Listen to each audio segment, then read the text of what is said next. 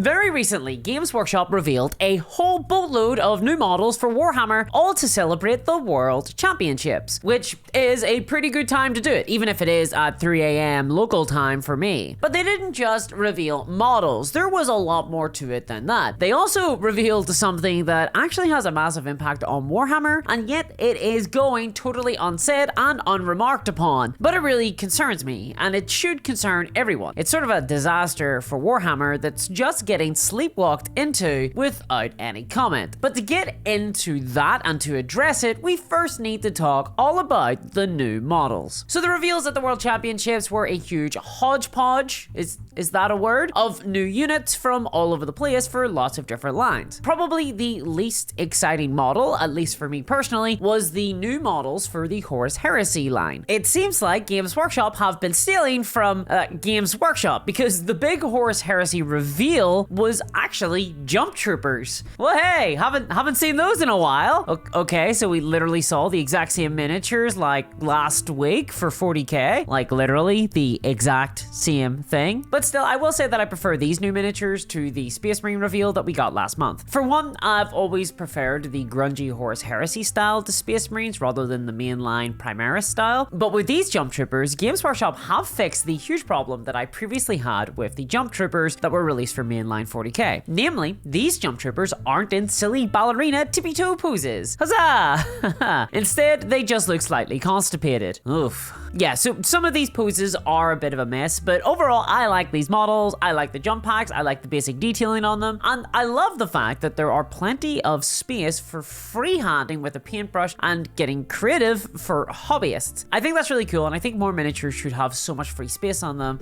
for creativity. Also, I'm going to assume that you get 10 of these inside a box, so hopefully they're not $120, which would be how much the 40k models would cost for 10. Yeah, that price point still hurts. Next up, we have the Age of Sigmar reveals, where Games Workshop showed off a whole lot of models for the Flesh Eater courts. Now, I don't really play Age of Sigmar, but I was always a fan of vampire counts for Warhammer Fantasy, and the Flesh Eater courts are basically the intellectual dark web of vampire counts. The reveals were mostly focused on these new Crypt Guard models. They are sort of like the favorite pets of vampires. Apparently, these particular ghouls get the most comfortable hovels, and even get to dine on leftovers, so you know, life goals, or undeath goals, I guess. Either way, regular food, somewhere to live, it's the millennial dream. A downside to these models is that they look extremely monopose, like a lot of the Age of Sigmar line. So if you buy lots of them, they're going to look very samey very fast, which is a pity, because I do like their vibe. They're very gruesome, there's plenty of heads scattered all around the place, and there's bits and body parts abound. Each model looks really unique, which is good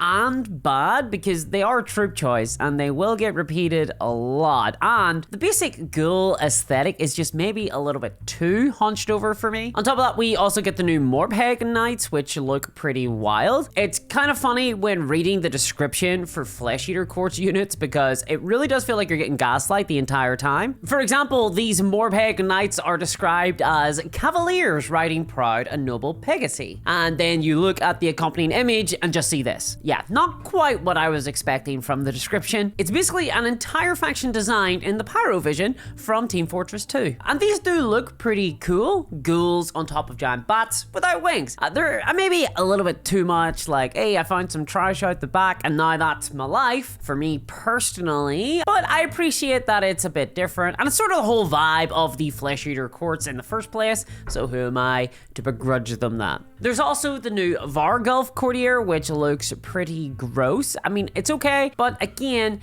it is extremely monopose, meaning that I wouldn't want more than one in my army. There's also the Cardinal, who I do like, but again, you know, he's just another ghoul. I feel like that one is a little bit of a miss for me. And then finally, would you believe it, we get another ghoul, this time with a big axe. A little bit one note here. Overall, I think the range looks good, but they're all very monopose, so if you do buy multiples, then I don't know, I think the army's just gonna look a little bit weird. And of course, all of this is being sold as part of an army set bundle. So I've basically spent the last 3 years of my life on a one-woman crusade against the practice of early access bundling by Games Workshop into these army sets, so I'm not going to belabor the point again here, but suffice to say, making exclusive tokens and getting early access to an army if you pay a load of money for a value box set is just straight up anti-consumer, and it should get called out more often by the community. I wish Games Workshop would just go back to selling new models as and when they release. Stagger it if you want. I mean, that was what they used to do and that worked. It's just a lot more consumer friendly, and it means that people can pick up what they want instead of feeling a load of FOMO and pressure to buy in to a new army and go all in, buying way too much stuff and just getting overwhelmed. I mean, it's a lot easier to paint just buying models at a time instead of a huge bunch all at once. And then Games Workshop also showed off this big fella. It's called Oshiran, and I do admit here, Games Workshop have absolutely knocked it out of the park with this one. This is a fantastic miniature. It looks incredibly imposing. I love his cloak, okay? I love it. I need it. I love the heads on the fur mantle of his cloak. I love the fact that they look like they're almost drowning in all that hair, and there's a hand for the clasp of the cloak, and it looks like a person is literally going ah! Some in-depth analysis here. I think his mace looks extremely badass, and it's obviously extremely over the top, but it's also very reminiscent of a Dark Souls boss. And obviously Games Workshop were going for a Dark Souls vibe with the entire faction. The base of the miniature though is a little bit big for me, and the model does feel a lot more like a diorama than a game piece. It's a little bit too big in my opinion, and this thing will probably take days to paint, and it will probably even need its own travel case or just never ever leave your painting shelf ever at all. Basically, it looks like a nightmare to transport. This is a little bit of a problem for Age of Sigmar in my opinion. A lot of the miniature line is a nightmare to transport. Speaking of which, we also got something new for Warhammer Fantasy, the Old World, and what a thing it is. Games Workshop have been giving us lots of details on Bretonnia, and I've been a big fan of what they've shown so far, but now we're finally starting to see elements of the other spotlighted faction for the game, the Tomb Kings, and this is what they showed off. Now, I could genuinely spend an entire video just talking about this model, but I get that only 5% of the audience cares about it, so I'm gonna be brief. I like this model. I think it looks cool. I know it's been a bit controversial in the community. It's called the Necrolith Bone Dragon, and it's being ridden by either a Tomb King or a High Priest. You basically get to choose. Cool detail is that whatever model you choose riding it, they get their own palanquin that is totally themed to them, which is pretty cool. And I think that that helps distinguish the leader, which can often get lost in these bigger models. I think I prefer the priest palanquin, so long as you don't have to take this dumbass vulture, which looks totally out of place, and I think it pulls focus away from the leader. Overall, the model though is well detailed and maybe a little bit too much. I mean, it's very busy. It's a giant skeleton monster, and that's obviously quite on brand for Tomb Kings, or the Bony Boys, but I'm not sure why they've resurrected a dragon. That feels a little bit out of place for Tomb Kings. It probably could have been a giant scorpion, huh? Or crocodile. That might have been cooler. Or honestly, how about this? I think I might have preferred a giant statue monster for the Tomb King Overlord to ride on, rather than a bone giant. I'm just getting really big Ossiarch Bone Reaper vibes from this, not in a good way. I wonder if this was chosen because they could reuse some assets from Age of Sigmar. I'm not sure. Still though, it's nice to see new stuff for Warhammer Fantasy. Not gonna lie, got the nostalgia tingles. That or my diabetes is setting in. And I will admit, I'm looking forward to seeing what else Games Workshop have been cooking up for Tomb Kings. And look, I know that this model kit has been super controversial, but hey, it's a hard plastic kit. We can't be too upset, right? I mean, it does look like it's gonna be a little bit of a nightmare to build, now that I think about it. And paint, actually, there is a lot of white. Why are bones white? Calcium is the answer. Next up was a reveal for a game that lots of people really love, and it's hugely popular in the wargaming community, Kill Team. There's been a massive reveal here of a brand new faction, the Chaos Space Marine Night Lords. Are they vampires? Are they Batman? Yes. So these are being released as part of the next season of Kill Team, after the Eldar and the Space Marine Scouts got revealed last month, and these are just an upgrade kit for an existing model kit, which is something that they do often for Kill Team, and it's always disappointing when they do. The new models, they look okay. They are a bit squat, and that's because the base kit is a bit squat. So, you know, nothing super exciting here. It does look like the new season of Kill Team for this year might be getting a little bit less investment in it than the last year's season. So far, there's just been way less bespoke kits that have been revealed for Kill Team. I mean, last year had tons of new stuff, Orc Commandos, Krieg, Imperial Navy, Crude, Arbites, etc, etc. These were all obscure forces that we've never seen get a fully focused release before. This year though, we're getting what, like Eldar Scorpions, Space Marine Scouts, and now Chaos Space Marines. It's not really obscure, it's very mainline 40k. In fact, I suspect that all of these new Kill Team releases were all probably destined to be 40k kits in the first place before getting sent off into the Kill Team conveyor belt. And that's really disappointing though, because one of the things I think that people loved about Kill Team was its look at more obscure parts of the 40k setting. It was a great excuse to do things that they would never have done for the mainline 40k game. I wonder then if the last Kill Team season just didn't sell as well as they would have wanted, and so they're just investing less in it this year and just putting out 40k kits in the Kill Team packaging to keep the season model chugging. I wouldn't be surprised, honestly. What did surprise me though was probably the most exciting reveal of the entire event, at least for me anyway. I mean, I don't think anyone else cared actually. It's this bad boy, the Orc Buggy. Sorry, I mean the Achilles Ridge Runner. Oh, okay. So Games Workshop for some reason are calling it the Taurus Venator, but personally for me, I only see a new Achilles Ridge Runner. Maybe even a Gene Stealer limo? Probably not. Okay, so this is for Necromunda, and it looks okay. It's very toy-like. It feels like a Playmobil set. It reminds me of the Nod Buggies in Command & Conquer. It looks okay. I really love Necromunda as a setting, but I just was not a fan of the decision to go into the Ash Wastes with the next season or whatever, and I've mostly skipped a lot of the vehicle combat myself. I kind of wish that they made this buggy look a lot more like a cop car though, because right now it just looks super generic. I mean, where's the optional siren and air horn? That would have been pretty goofy, but also kind of amazing. And then, of course, there was the Warhammer 40k reveal. I've saved the weirdest for last. It was really bizarre, actually. They revealed a bunch of stuff from all over the place, like just two very random pairings. First,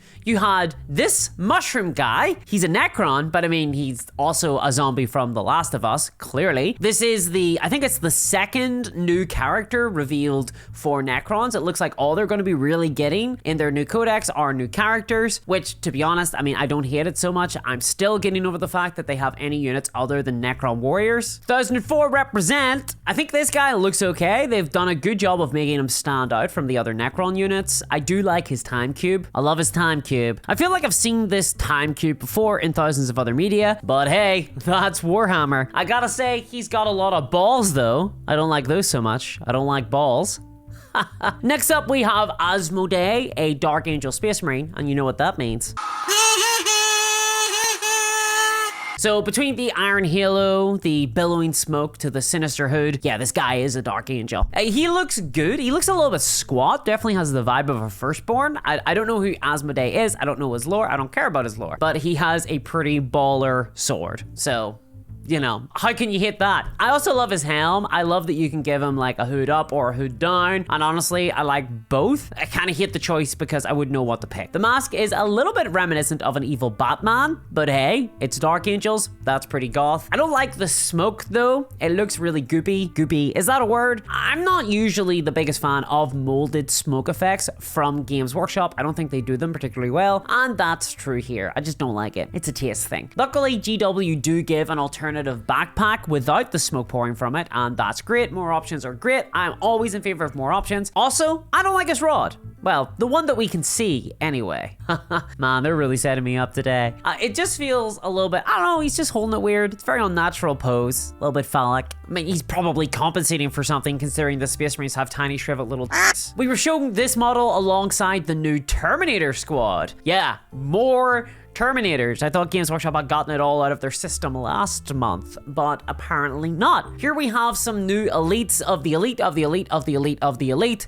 of the elite. Yes, Games Workshop have a little bit of a theme. Yes, they have a little bit of a one-track mind, but do not judge them for it, because off the bat, I'm going to admit it, I absolutely love these models. I really adore them. I think Games Workshop have smashed it out of the park with this one. I just love them. I think these might actually be my new favorite Space Marine sculpts that I've seen in years. Yes, they've got tiny little heads, and yes, Terminator armor doesn't work at all if you think about the bodies inside, but I don't care. They look great. They absolutely nailed the knight aesthetic, and these are extremely intimidating models. I love their silhouette. I love their boxy pose. The only downside is that the models don't look very customizable, and we're still getting within Space Marine ranges the tactical rocks. Please, Games Workshop, I am begging you, please stop with the tactical rocks. This is really looking like a cry for help. And of course, obviously, these are Space Marines, so cha-ching for Games Workshop. The price tag for these models is probably going to be extortionate, but Games Workshop haven't revealed that just yet. Still, good models. Now, this is going to be pretty controversial, but I actually like the fact that the reveals for 40k just felt super random at this event. I prefer seeing a variety of new stuff for different factions rather than everything just getting focused on the one faction like the Age of Sigmar reveals were. I wish they would do this more often. I think it just creates more stuff to be excited about for a variety of folk who play different factions in the game. However, this does get me onto the massive problem that was revealed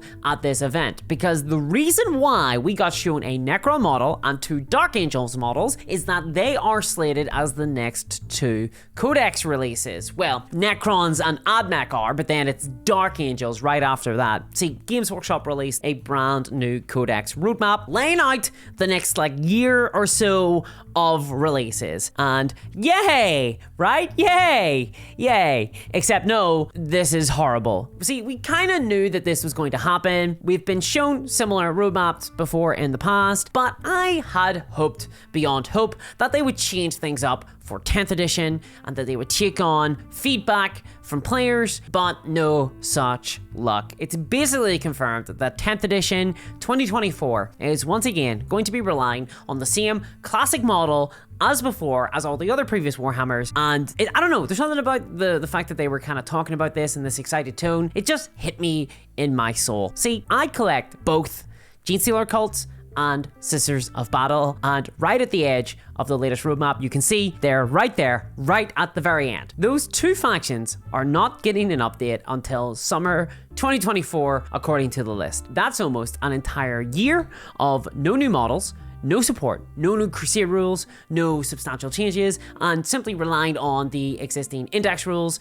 while other armies get updated all around me. And that's just for me. At least my main armies even show up here on this list. Spare a thought for the Imperial Guard player. I don't see a codex for them up here, which means that we might even have a repeat of 9th edition's absolute nightmare for the Astra Militarum. They were the last codex to be released for 9th edition, only for them to replace that within a couple of months with the advent of 10th edition. Yikes. Such a waste of money. I just don't get it. Games Workshop insist on doing it this way for some reason, and everyone hates it. The vast majority of people hate it. Even in the article talking about this new roadmap, they actually ask, which codexes are you looking forward to most? And the answer is the one for the army that I play. I don't collect codices for armies that I don't care about, that I don't collect. There's only one codex I care about. This isn't something to get excited about. Meanwhile, you've got casual players who are just not going to wait. They're not going to sit around for a year or 2 for their army to get an update. They're playing the index now. They're going to get bored of it, and then they're just going to leave. And that's a disaster, because you really want to trickle out content over the years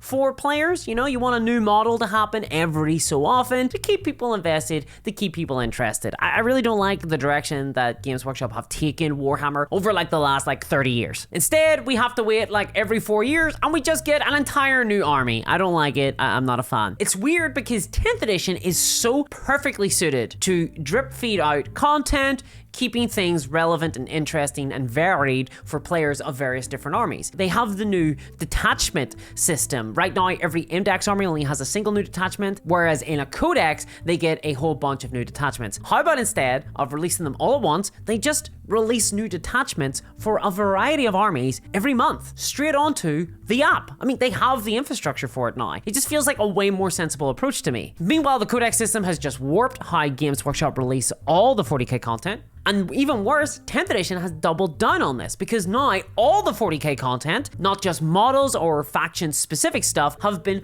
totally warped to accommodate for this business model. For example, the next Crusade book is Necron focused because they are the next army to come out, and the new Crusade book is releasing alongside the Necron Codex. And that means that if you don't have a Necron player locally, which I don't, it renders the next Crusade book oddly irrelevant because there's all sorts of rules and themes and narrative points all focused on Necrons. I recently played a Tyrannic War campaign and there wasn't a Tyranid player in our group, so it just felt really weird and aimless, and a bunch of the content that was specifically designed for Tyranids just wasn't interactable for anyone. It just kind of sucked, honestly. So look, I'm on the record here. The entire Codex system just doesn't work, and I've gone into it in more detail here. But what do you think? Do you like this roadmap? Am I wrong here, or is this a disaster for casual players who just won't wait around to see the new stuff? And check out my Patreon to help support my work here, arguing for consumers and reviewing miniature war games. You can check it all out over at patreon.com/discourse miniatures. And a huge thanks to my patrons, especially CryptoKev, Novini, and Travis Hunter. Thank you so much, guys, and I'll catch y'all next time. Bye-bye.